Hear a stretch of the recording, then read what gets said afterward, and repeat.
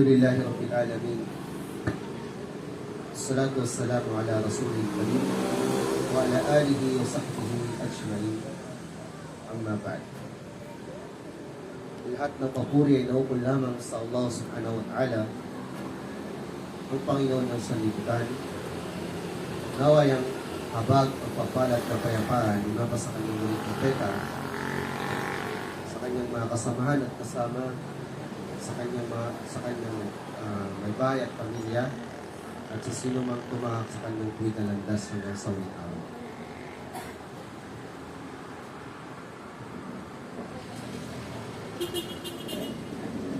Sa gabing ito ay isang paksa na nawa ay magdulot ng kapakinabangan sa ating sarili at sa iba, at nawa ay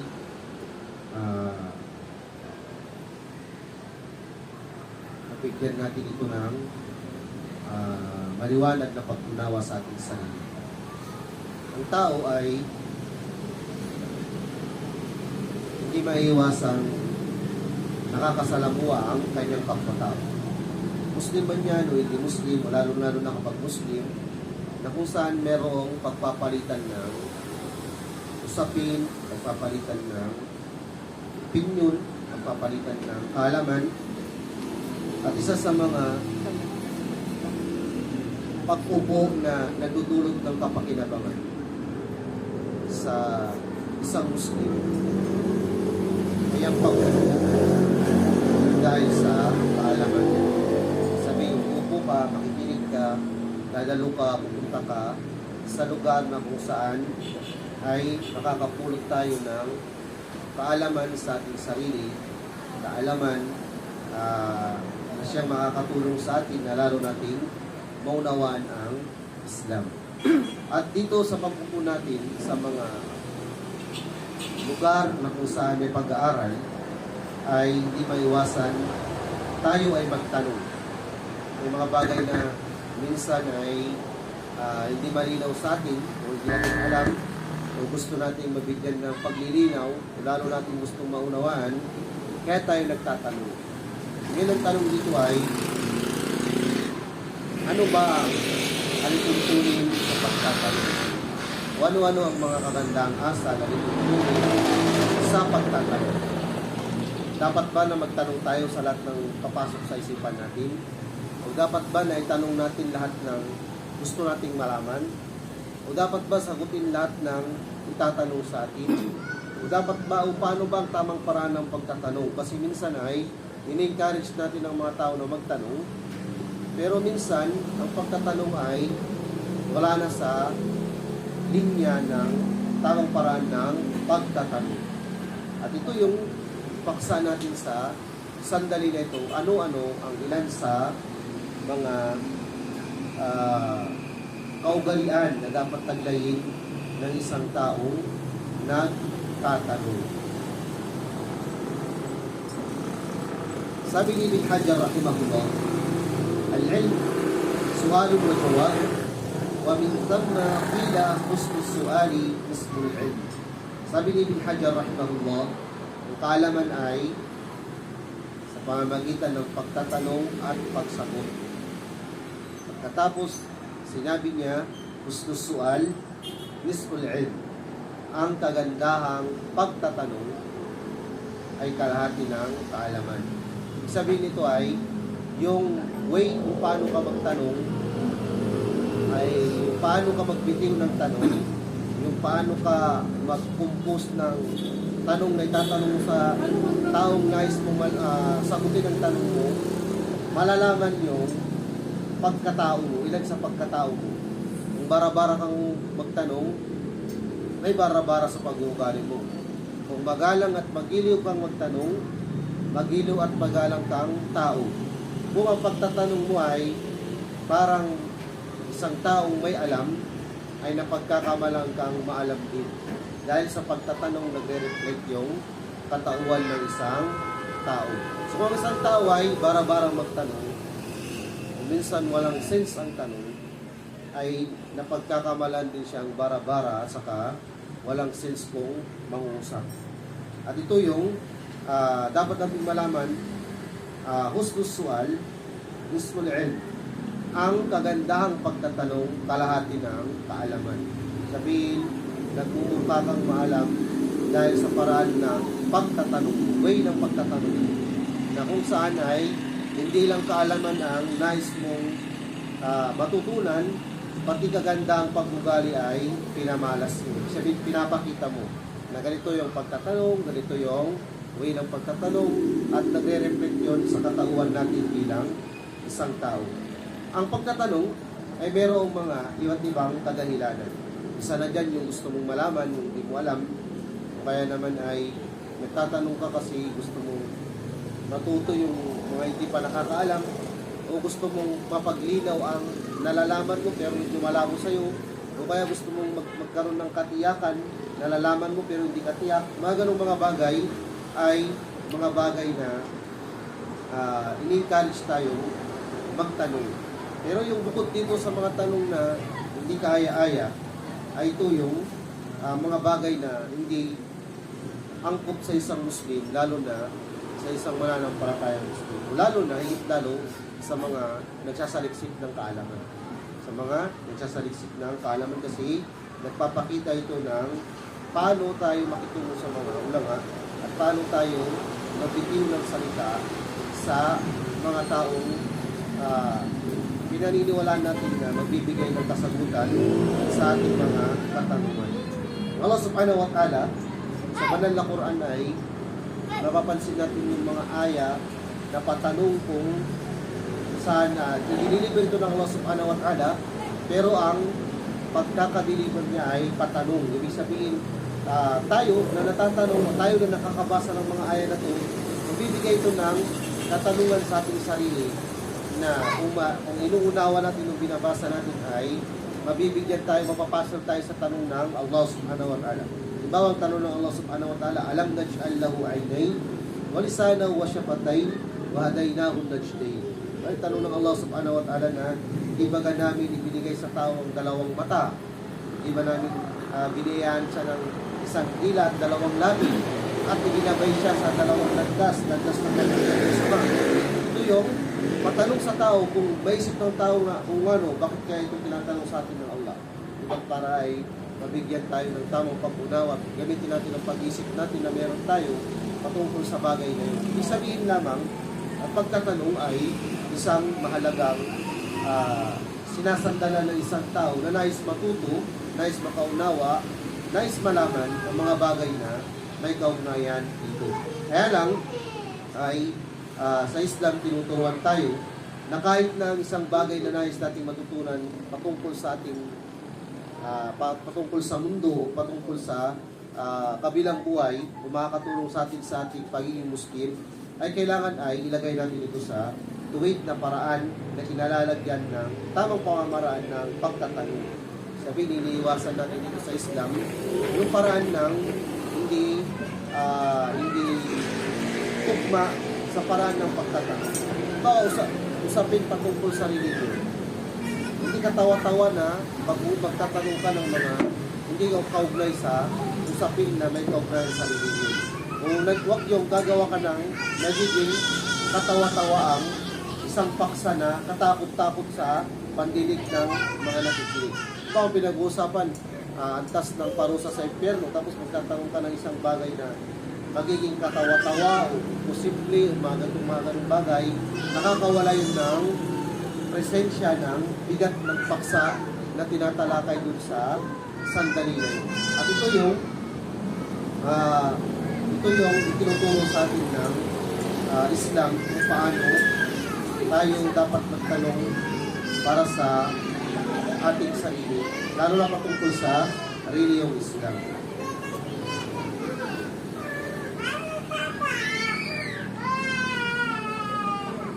Halimbawa dito ay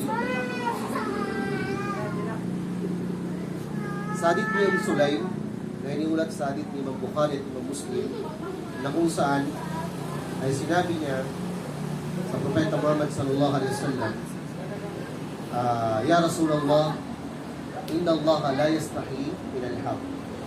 Si Sulaim ay nagtanong kay Propeta Muhammad sallallahu alaihi wasallam ng isang tanong na hindi tignan natin nakakayang sabihin ng isang babae. Ito si Sulaim babae, nagtanong siya sa Propeta Muhammad sallallahu alaihi wasallam. Propeta Muhammad sallallahu alaihi wasallam ay lalaki, at maaaring sa paligid ng Propeta Muhammad sallallahu alaihi wasallam ay may mga ibang lalaki na maaaring makarinig ng tanong. Pero hindi siya nahiya at nagtanong siya ng panimula na tataga na kung saan sinabi niya, "Ya Rasulullah, tunay na ang Allah ay hindi nahihiya sa katotohanan. Mahal alal mar'a min guslin idah talaman." Ya Rasulullah, tunay na ang Allah ay hindi nahihiya sa katotohanan. Ang babae baga ay maliligo kapag nag-wet dream. Siyempre, babae magtatanong, nakakaya. Pero kung susimulan mo yung pagtatanong mo ng isang bagay na pipigilan kang mahiya at pipigilan ng mga tao sa paligid mo na magsalita ng di kaaya-aya, ay magsisimula ka ng salita na kumbaga tatanim sa isipan nila. Ito yung isa sa paraan na naiulat kay Propeta Muhammad sallallahu alaihi wasallam. Paano isang babae magtatanong ng isang, kung tutuusin isang pribadong katanungan. Mahal alal mar'a, guslun idah talaman. Gusli idah talaman. Sabi ng Propeta Muhammad sallallahu alaihi wasallam, kapag nakita niya ay basa, maliligo siya. Pag nakita niya nabasa ay maliligo siya. At hindi yun batas o hindi yun nalituntunin na para lamang sa babae. Bagkus pati yung lalaki na nag-wet dream, nakita niya nabasa, maliligo din siya. Kumbaga yung kaalaman, tinanong ng babae at nasasaklaw nito ang hindi lang si Sulaim. Hindi lang naman si Sulaim ang nag-wet dream o makaranas ng wet dream o nakakaranas ng wet dream. Bagkus babae o lalaki na nasa wastulo lang na dumaan sa ganung proseso ay magkakaroon ng karanasan sa ganung bagay. Pero ano ang ng Propeta Muhammad sallallahu alaihi wasallam? Sinabi niya ba na dapat pag-lebit mo na lang ako ganyan, gato ganun? Wala ang sinabi ng Propeta Muhammad sallallahu alaihi wasallam. Bagkus sinabi niya pag nakita mo nabasa o pag may bakas ng basa ay maliligo ka. Parte yung parte na kalitungtungin kapag nakakita o nakaranas ng wet dream ang isang tao. So dito ay, ano ba ang ilan sa mga paraan ng tamang pagtatanong kung nais natin matuto tayo patungkol sa reliyong Islam. Tandaan natin ang kaalaman sa Islam. Malaking porsyento nito ay pag-uugali. Sabihin, para tuluyang tagadala ka at nagsasaliksik ng kaalaman, kailangan meron kang magandang pag-uugali. Magandang pag-uugali. So, parte ng pagsasaliksik at pagtatanong ang pagkakaroon ng kagandahang pag-uugali. Mga ulama tulad nila Imam Ahmad bin Hanbal, nag-lecture sila sa malaking lecture room at ang mga tao ay nagsusulat, ang iba walang ginagawa, ang iba nagmamasid lang. Anong ginagawa ng mga walang ginagawa na nagmamasid? Nandun lang ba sila ng walang kadahilanan? Nandun sila kasi ang pinag-aaralan nila paano sumagot si Imam Ahmad sa mga pag-uugali na taglay ng isang tao maalam. Sabihin, pag ikaw ay nagsasaliksik ng kaalaman, hindi lang kaalaman dapat ang sinasaliksik mo. Sinasaliksik mo rin yung paano yung tamang pakikitungo, tamang pagsagot, tamang pag-approach, tamang pakikitungo sa mga taong nagtatanong, kasi hindi lahat sila ay nasa isang tinatatayuan antas ng kaalaman. May malalim, mayroong mababaw, may kunti, may marami, mayroong matibay na yung kaalaman niya, at ikaw ay lalagay sa isang kalalagyan na lahat sila ay maghahanap sa iyo ng kaalaman, o kaya naman ang mga tao ay maghahanap sa iyo ng mali. At minsan dahil sa maling approach mo ay magiging masama ang imahe mo sa kanila. So ano-ano ang ilan sa mga magandang pag-uugali sa pagtatanong? Unang-una dito ay ikhtiyar siga al-munasiba. So unang-una ay pumili ka ng angkop na paraan ng salaysay na bibitawan mo. Pumili ka ng angkop na salaysay na bibitawan mo at gawin mo itong maliwanag. Hindi yung malabo ang dating. Tapos pag uulitin, parang ang tingin mo nalalabuan yung tinatanong mo, hindi niya maintindihan. Kasi ngayon tanong mo ay malabo, tapos mas lalong nagiging malabo kapag inuulit-ulit mo. May tao nagtatanong, malabo na kayong tanong, nung inulit niya lalong naging malabo. Kaya yung sumasagot ay malabo din yung sagot. Kasi nga malabo na yung tanong at hindi lalong nauunawaan.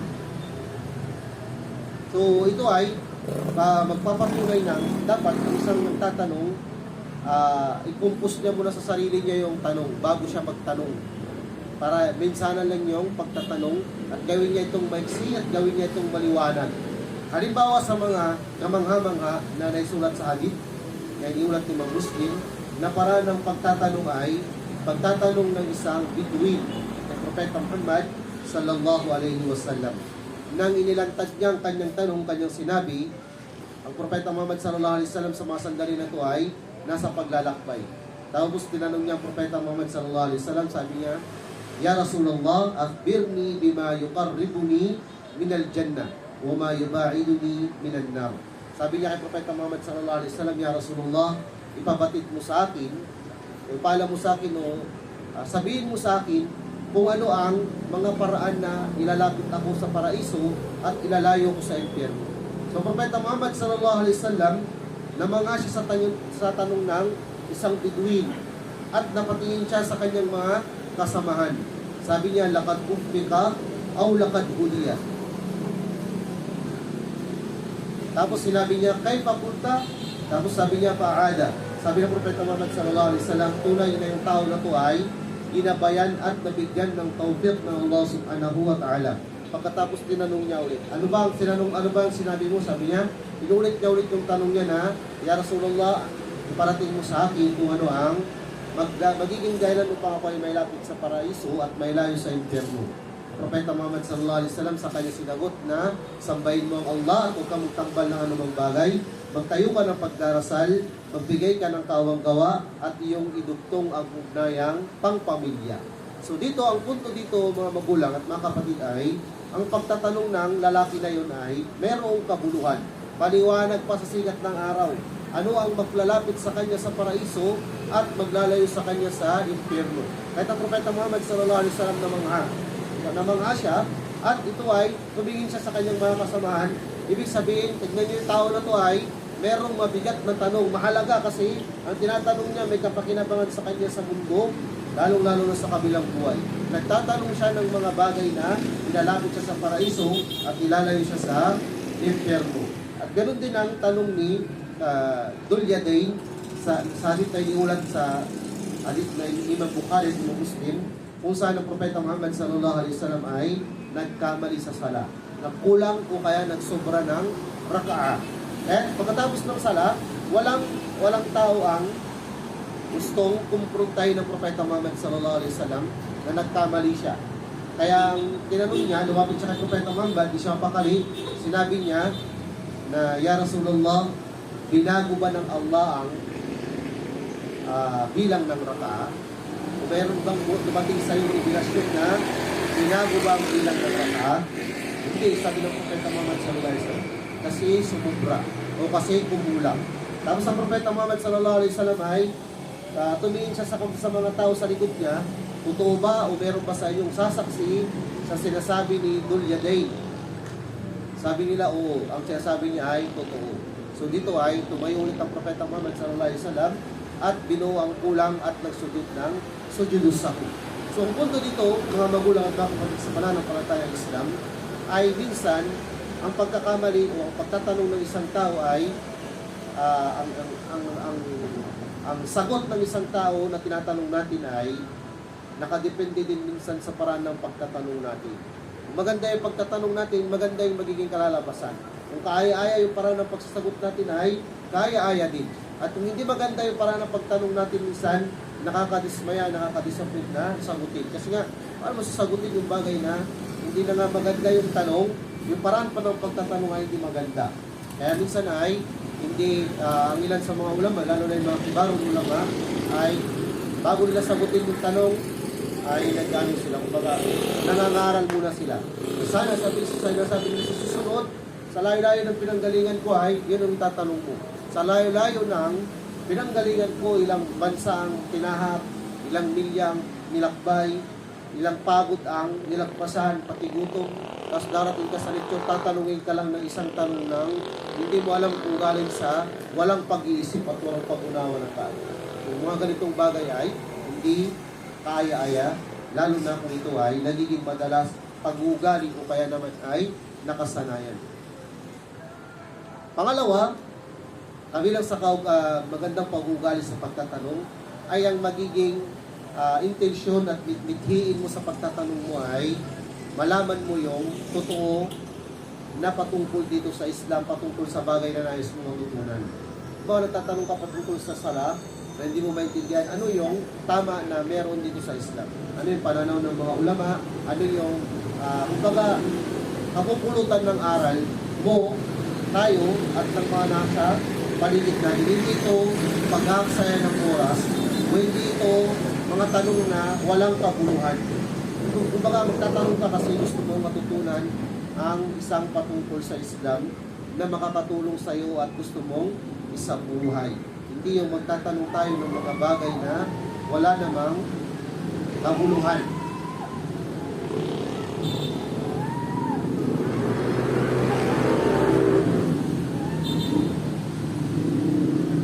Kabilang dito sa halimbawa na to ay hadith ni Aisha radhiyallahu anha.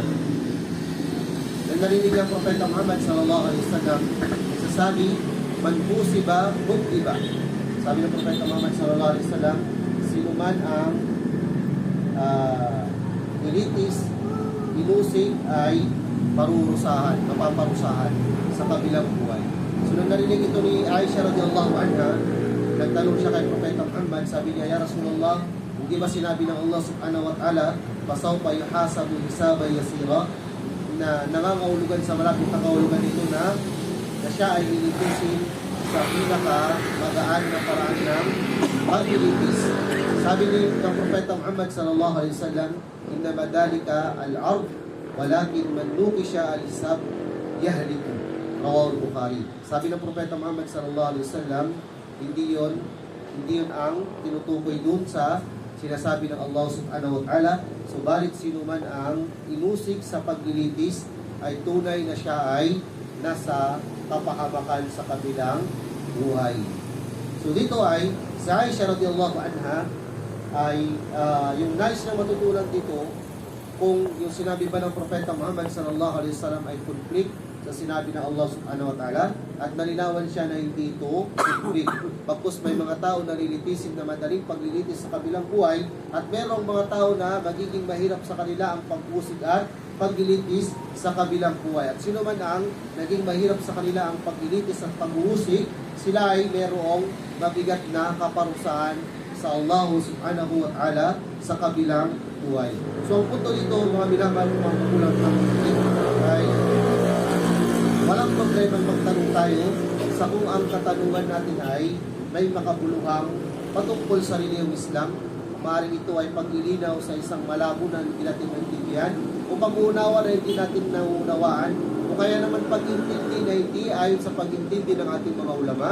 Kaya ito ay marapat na bigyan natin ng kalinawan.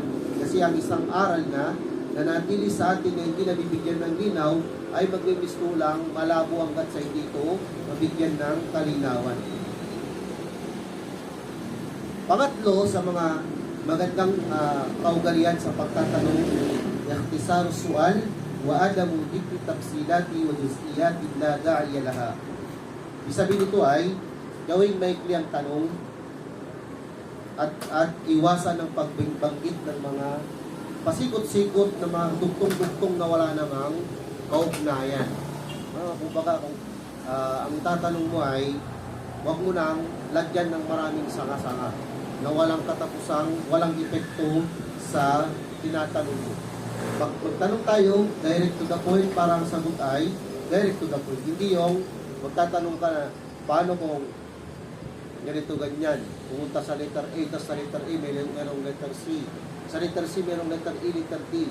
Ang raming tanong na gusto mong itanong sa isang tanong, kahit hindi mo malaman kung ano yung isasagot. Kahit ikaw ay naguguluhan ka rin sa tanong mo, Paano na yung tinatanong mo sa tanong mo? So ito ay iwasan natin ganitong uri ng pagtatanong.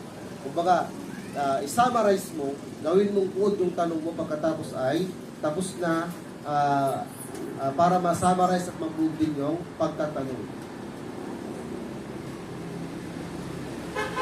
So, sunod dito ay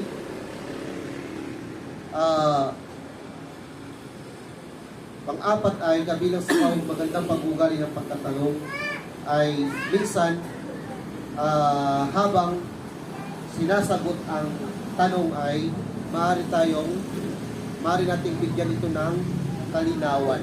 Sabi naman sinasagot kung ganun ay nalinis ang sagot ay maaari kang sumagot upang ito ay mabigyan ng pagkadiretso at paglilinaw sa katanungan. Pero hindi maaari yung pagtanong na yung sagot yung patanong na pabalagbag na kung saan ay hindi magdudulot ng pagpapakumbaba at paggalang sa sagot at sa sinasagot ng taong sumasagot sa iyong katanungan.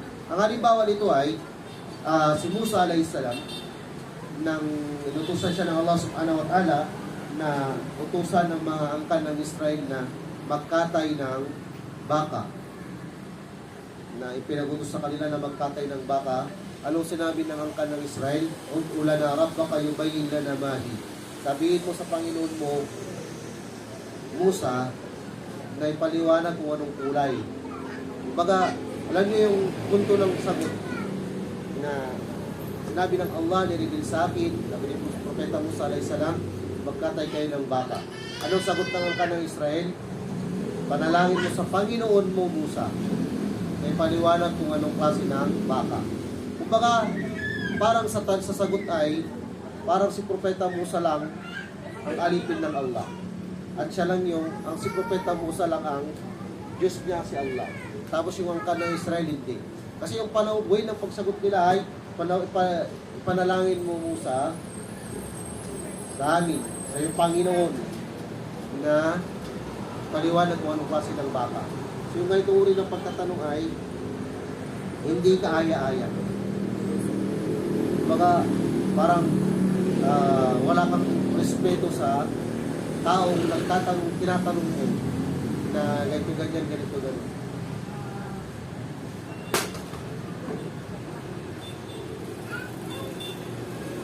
So gawing makabuluhan ang pagtatanong sa pamamagitan ng makabuluhang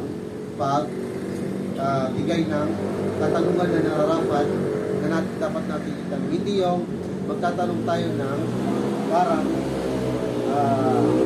walang respeto, walang magandang pag-uugali. Sabi ni Imam Shatibi, merong ding pagkakataon na kinamumuhian at hindi ka nais-nais ang pagtatanong kabilang sa pinakamahalaga sa mga ito ay ang mga sumusunod. Ibig sabihin, hindi lahat ng pagkakataon ng pagtatanong ay kaaya-aya. May mga pagkakataon din na hindi kaaya-aya, hindi ka nais-nais ang pagtatanong. Unang-una, ang pagtatanong tungkol sa mga bagay na walang pakinabang. Tatanong ka pa tungkol sa mga bagay na walang pakinabang. Madadagdagan ba ka dyan ng iman mo? Lalakas ba ka dyan ng iman mo? Taangat ba kaya dyan ang pananampalataya mo? Bibigat ba sa pamamagitan niya ng mabuti mong gawa? Isasabuhay mo ba yan? Kasi minsan may mga tao na nagtatanong, pero pag sinagot mo, hindi rin naman niya isasabuhay. O kaya magtatanong, hahanap siya ng sagot na aayon sa gusto niya. Tapos gagawin kanyang ebidensya. Sa madaling sabi, wala talaga sa kabuluhan yung pagtatanong niya. Kung magtatanong ng mga bagay na hindi naman related dun sa topic, hindi naman related sa Islam, hindi naman related sa kung anong bagay. Tatanong ka niya, tatanungin ka niya, gusto lang niyang magtanong sa mga bagay na wala namang kabuluhan. Ang ganitong uri ng pagtatanong ay hindi kaaya-aya, hindi ka nais-nais. Sabi, hindi in-encourage ng Islam na magtanong ka kung ganito rin lang naman ang itatanong mo. Pangalawa, ang pagtatanong para sa dagdag kaalamang walang saysay matapos nang makuha ang sapat na kaalaman sa usapin. Dagdag kaalaman pero walang saysay. Nakuha mo na yung sagot eh. Nakuha mo na yung sagot, pero may tanong ka pa na follow up, pero walang saysay naman din lang yun. Kasi nasagot na yung tamang sagot. So hindi yon maganda. pinapahaba mo lang yung usapin. Ang mahirap kasi, ang tao na sumasagot ay hindi rin ligtas sa anumang uri ng pagkakamali. Maaaring inilalagay mo siya sa kapahamakan niya dahil sa pagtatanong mo ng hindi naman pagtatanong mo sa dagdag kaalamang walang saysay, inilalagay mo rin yung taong tinatanong mo sa kapahamakan. Kasi mas dumadami ang ating salita, mas malaki ang posibilidad na magkamali at magkasala. So mas maraming salita, mas marami ang pagkakasala. Kaya nga yung mga mabunganga, maraming pagkakasala yun. Kasi mas maraming salita, mas maraming pagkakasala. So yun yung madaling tandaan. So ang isang taong sumasagot din sa mga tanong ay hindi rin siya ligtas sa ganitong uri ng kasabihan. Maaring magkamali, maaring hindi matumpok ang sagot, maaring magkamali siya at ang pagkakamali niya ay nararagdag sa timbangan ng kanyang mga masamang gawa. Pangatlo ay ang pagtatanong ng walang tunay na pangangailangan sa oras ng pagtatanong. Yung tanong mo ay hindi kailangan sa oras ng pagtatanong mo. Nagtatanong ka sa mga tanong na hindi naman kailangan sa oras na yon, iwasan. Iwasan mo yung bagay na yun. Dahil ito ay minsan tayo, kasabihan sa wikang Arabic na wag mong hayaan na ang dila mo ay ilantad ang kamangmangan mo. Wag mong hayaan na yung dila mo ay ilantad ang kamangmangan mo. Minsan, sa pangyayari sa buhay ni Abu Hanifa, rahimahullah, na kung saan minsan nagtuturo siya sa masjid at nakaunat ang kanyang paa habang nagtuturo siya sa masjid. Merong pumasok na magandang suot, kagalang-galang ang itsura, na pag nakita mo sa unang tingin, nakala mo ay isa sa mga maalam na tao. May mga ganun talagang mga tao eh. Yung sa unang tingin mo pala ay mukhang maalam, pero wala palang alam. Mga ganun mga bagay. May mga ganun mga tao. Yung presensya ng kanilang mukha, kung yung gamit nila kung paano sila magdala ay mukha silang maalam. Tapos lumapit kay Imam Abu Hanifa at nagtanong. Sabi niya kay Imam Abu Hanifa, ya Imam Abu Hanifa, kailan mag-break ng fasting ng nagayo? Sabi ni Imam Abu Hanifa, kapag lumubog ng araw. Lumubog ng araw, indikasyon na magpa-fasting. So, bago nagtanong yung lalaki kay Imam Abu Hanifa, nang makita siya ni Abu Hanifa na papalapit sa kanya, tinupi niya yung nakaunat niyang paa. Kasi nahiya siya na, may darating na tinupi niya kasi nakakahiya. Kasi ang tingin niya at ang mga napanan sa paligid niya ay maalam. Lumapit kay Imam Abu Hanifa, nagtanong, pero bago siya lumapit, ay tinupi niya na yung dalawang paa niya. Umupo siya ng kagalang-galang na pag-upo, dahil yung taong paparating sa kanya ay kagalang-galang. Tapos tinanong siya ng lalaki, ay Imam Abu Hanifa, kailan nag-break ng fasting ang taong nagpapastil? Sabi niya, kapag lumubog na ang araw. Lumubog na yung araw, indikasyon na yun ng pag-break ng fasting, papasok na sala ng gabi. Sabi ng lalaki, paano kung hanggang kalagitnaan ng gabi hindi pa lumubog yung araw? Nang marinig to ni Imam Abu Hanifa, ay inunat niya ulit yung paa niya. Inunat niya ulit yung paa niya. Ano ibig sabihin doon? Nonsense yung tinatanong, wala palang alam to. Diba? Sinong naglantad na wala siyang alam yung dila niya? Diba? Yung dila niya yung naglantad. So iwasan natin na yung dila natin ang maglantad na wala tayong alam. Iwasan natin na yung dila natin ang magpatunay na wala tayong alam. Nang marinig yun ni Imam Abu Hanifa ay inunat niya ulit yung paa niya. So, ibig sabihin, yung taong nagtatanong walang alam. Mukha lang may alam. So, ito ay dapat na iwasan. Pangatlo ay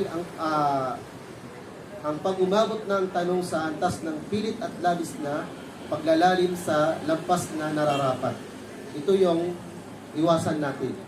Yung laliman natin yung tanong sa mga posibilidad na hindi pa naman pwedeng mangyari. Diba? Halimbawa, tanungin natin yung ano bang nauna, manok, itlog, mga ganung bagay. Sinong lumikha kay Allah? Yung mga tanong na ganun. Bago ang Allah, sinong lumikha sa kanya? Mga tanong na hindi nararapat na tanungin ng isang tao at nagmumula yung mga tanong na to sa tao na may isip pero walang pag-unawa. Yung may isip pero walang pag-unawa. Mga tanong na hindi naman pwedeng tanungin ay itinatanong pa.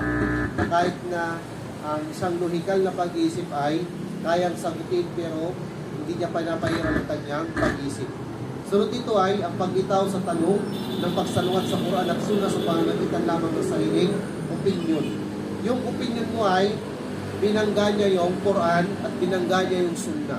Tapos ipipilit mo yung gusto mo kasi yung opinion mo ay may punto at gusto mong sirain o tibagin ang dalawang malaking pader sa harapan mo, ang Sunnah at ang Quran.